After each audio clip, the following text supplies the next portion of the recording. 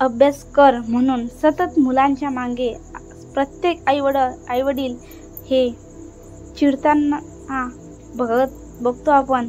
म्हणजेच की आपल्या मुलाच्या मागे आपण धावत असतो, अभ्यास कर रे बाबू, अभ्यास कर रे. तरी मुलं आपलं ऐकत नाही. अशा वेळेस मी तुम्हाला अगदी 4 सोप्या पद्धत सांगतो. कारण की काही पालकांना अभ्यास कर म्हणून मुलांच्या पाठीमागे सतत ओरडावे लागते. पालकांना नेहमीच वाटते की आपल्या पाल्याने न सांगता अभ्यास केला पाहिजे.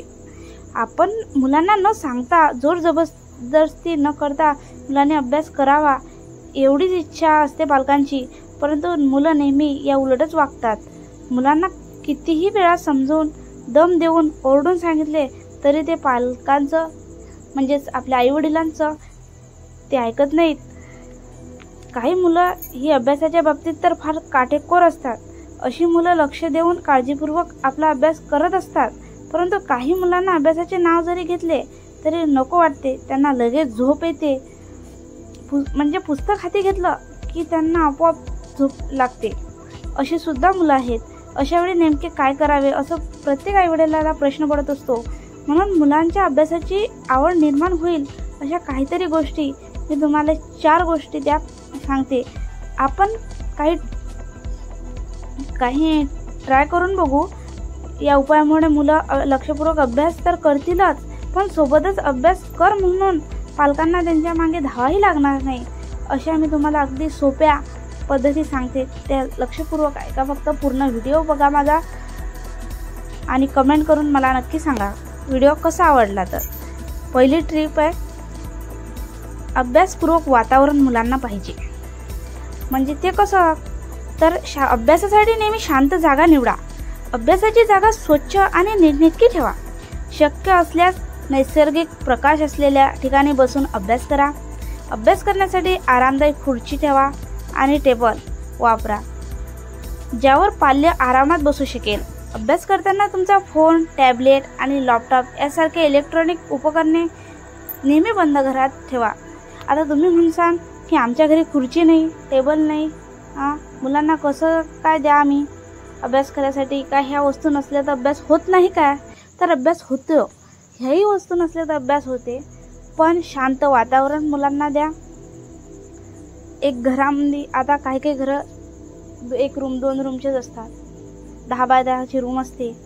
तर मग अशा वेळी काय करायचं? तर आपल्या घरातले जे वातावरण आहे तेव्हा शांत ठेवायचं.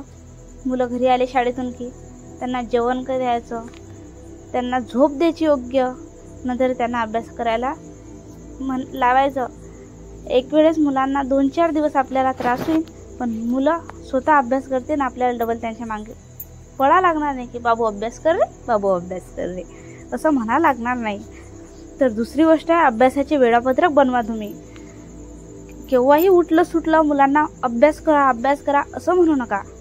अभ्यासाचे वेळापत्रक म्हणजे असं बनवा की नेहमी त्यांचे अनुसरण करता आलं पाहिजे. दररोज लहान गोल सेट करा. अभ्यास करताना काही वेळानंतर नियमित ब्रेक घ्या. दर 45 ते 60 मिनिटांनी म्हणजेच 5 ते 10 मिनिटांचा ब्रेक घ्या. पुरेशी झोप घ्या.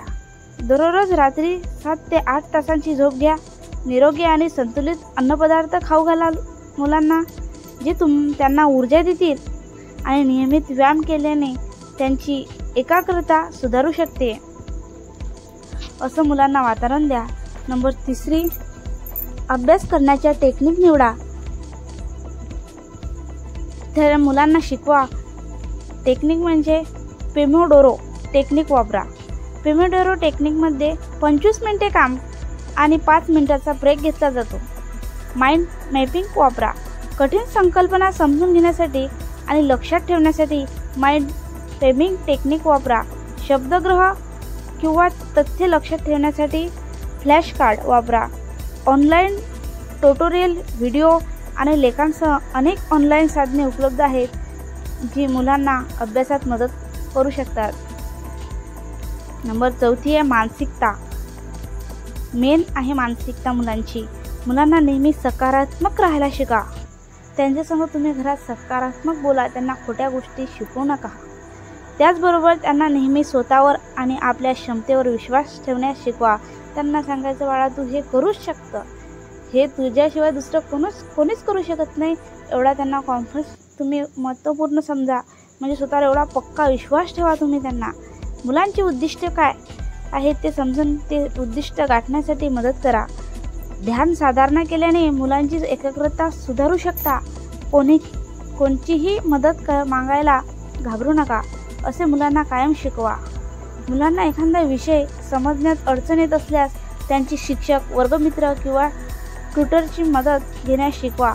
आपण सर्वांनी हे समजून घेतले पाहिजे की प्रत्येक व्यक्ती वेगळी असते आणि एका व्यक्तीसाठी जे सोपे असते ते दुसऱ्यासाठी कधीच सोपे नसते.